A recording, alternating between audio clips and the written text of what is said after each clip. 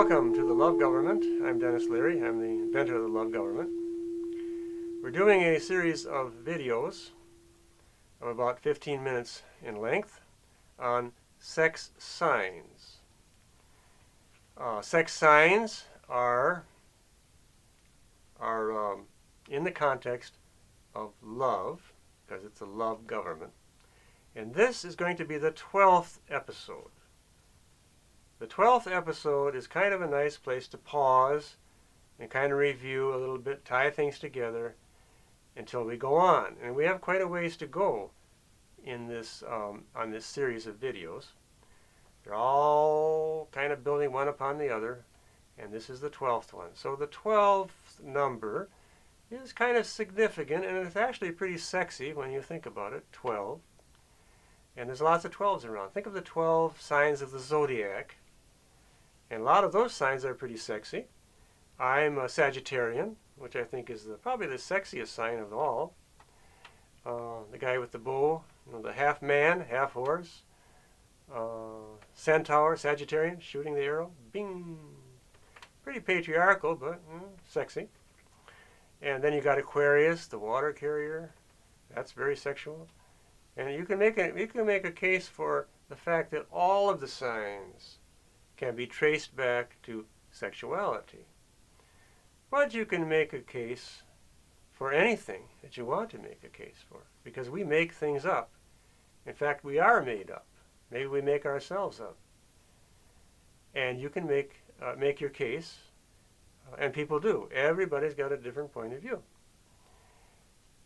So I'm not obsessed with sex, but I pay it attention because I think it's overdue, to investigate what I consider the true nature of sex. So we have been talking about the love culture and focusing on the sexual signs. The signs of sexuality are all over the place if we want to pay attention to them. Now maybe we don't. Maybe we're interested in something else. But if we want to follow the path of love, that is going to be one of the things we need to take into account. As we go further in our journey here, unwinding these episodes, opening in the windows, so to speak, we're going to get into the details of sexual signs and sexual practices that enhance love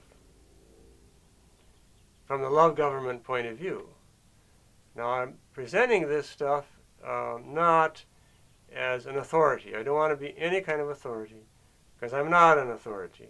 I'm a learner myself, and I only do this because I'm attempting to learn from speaking it out and then reflecting on what I say myself. So we're kind of being all in this game, we're kind of being led along by our intentions. When you put out an intention or attention, you're kind of you're striking out on a certain path, and you're choosing to do that. I'm going to pay attention to this, which implies I'm not going to pay attention to all these other things. You become focused on whatever you think you want to pay attention to. And then you set out making an intention. And then that intention is going to kind of draw you right along in its wake, depending on what you intend to do. That's the whole thing of setting a goal, setting a purpose, and setting a course, or mapping out where you want to go. So the love government and the sex signs are not the whole picture. It's only one aspect of the whole picture. You could say it's one sign out of 12. The zodiac might be 12 signs, and we're going to focus on the one sign. As far as the love government goes, it focuses on love, which I think is the chief sign of all the other signs that I've ever encountered in my life. And I've encountered quite a few signs on my journey. I'm 73, and this is 2013, so I don't know how many years I got left, but I've been around the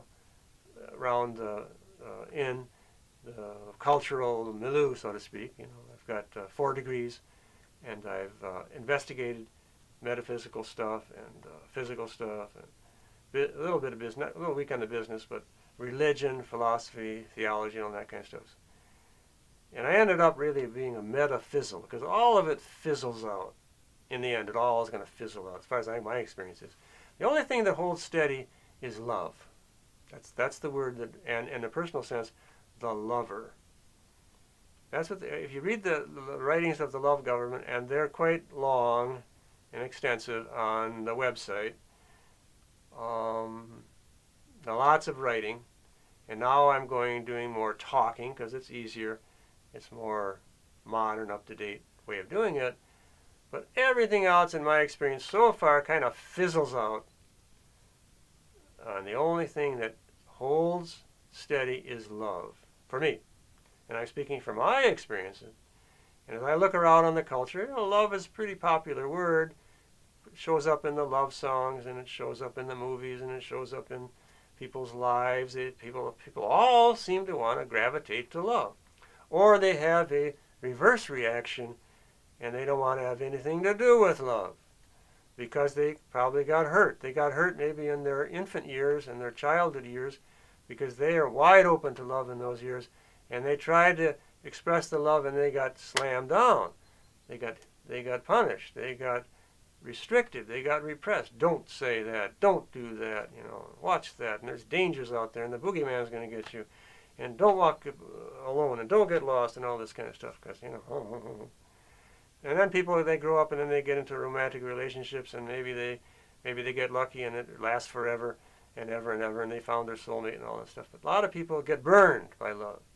They get hijacked, or they get left behind, and they get disappointed, and so they get burned out by love. And they don't even bring the word up. I don't believe in it. I don't want anything to do with it. So it's just all an individual thing, whether you're attracted to love or you're repelled by it, and it's all okay, because love is the most universal sign that I've ever discovered or known. Love includes everything, even what appears to be its opposite. See, love can do everything she wants. She can even do evil things, what appear to be evil things, because the thing about love is that it has to be free. Freedom is a sister to love, and so is joy, but you have to be free in order to love. Otherwise, it's a suspect. Is this person loving me for my money? Is this person loving me for my beautiful, sexy body? Is this person loving me for what he or she can get out of me? Then it's not free. It's conditioned by something. There's some hidden agenda running under the surface. So true love has to be, we used to speak in the old days, and I'm kind of from the Middle Ages at my age, and I studied and that kind of stuff. But we used to talk about character. It shows up in some of the literature, some of the novels. The person falls in love, right? And then only later they learn the other person's true character comes out only when you get to know them, when you live together with them. So in order to understand true love, we have to kind of take our time, and we have to walk in another person's shoes for a long time until we get to know their character. And then, and a character is a sign, by the way. It's a sex sign, it's a love sign, could be a money sign, whatever. You find out, and then you find out about yourself also. So this is a journey, and everybody's doing it right in a way, even though we might run into walls, and then we might hit our head, and we might stumble in the pit, and we might have bad experiences, and we might have memories. But the love government way of looking at it is, if we ask for love, if we make that our intention, if love is going ahead of us down the road, everything is going to be all right. It's going to be safe. If it's true love. If it's false love, it's another story. But if it is true love, and if we put that out as an intention, I want true love, I want to be a true lover, that intention is going to go out ahead of you, and it's going to run interference for you. And it's going to protect you. That's my experience. And if it's not protecting you, it's not keeping you safe, then it's probably not true love that you're putting out. Because what goes around comes around. because everything's kind of connected. It's called the law of love, karma, whatever. We kind of get what we put out eventually, not right away. But if we put out love, it's going to come back to us. And if we put out a false love, that's going to come back to us. And if our real value is, let's pick something out of a hat. Say money is our real value, which is valued in our culture. Nothing wrong with money. I use it, but I don't take interest in my money. That'll come later. I'll explain why that is. But if your main value is money, that money is going to come back at you. And money can really bite you, and bite you hard. Just think of the foreclosures and the dirty bank deals and the banks. Money is not all that dependable. Although I don't want to pick on money because the money masters might be listening. And I need money. I use money myself, but I don't take interest in my money. And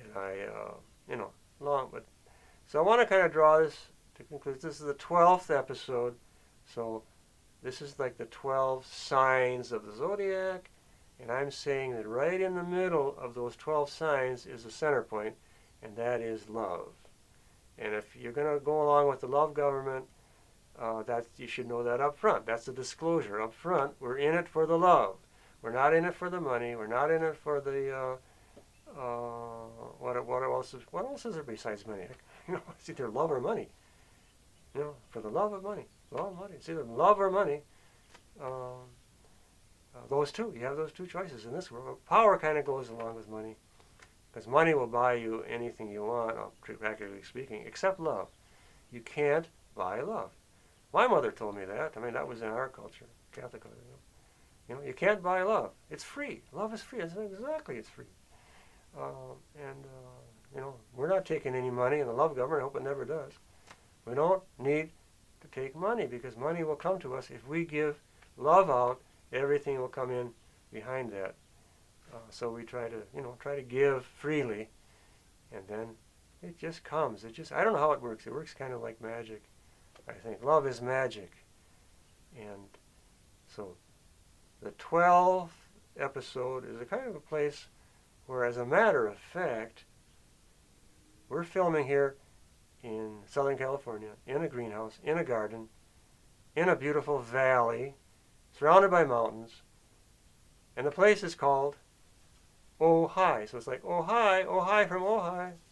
Ojai means, it's an Indian word that means moon. Ojai, spelled O-J-A-I. We're speaking, this is the birthplace, by the way, of the love government. Ojai means hi, Ojai, spelled O-J-A-I. It means moon in the Aboriginal type of Chumash Indian language. So here we are, the center of things. They used to say all roads lead to Rome. Guess what? In this internet age, all roads lead to Ojai. Ojai. Ojai. I'm kind of playing around here with words, and I'm just like, kind of bragging, whatever. I'm just playing around.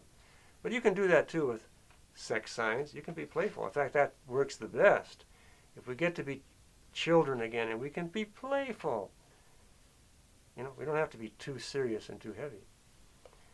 We can lighten up and love up, because it's a love story. We're telling a love story here, basically. The love government tells a love story. The love story is the greatest story ever told.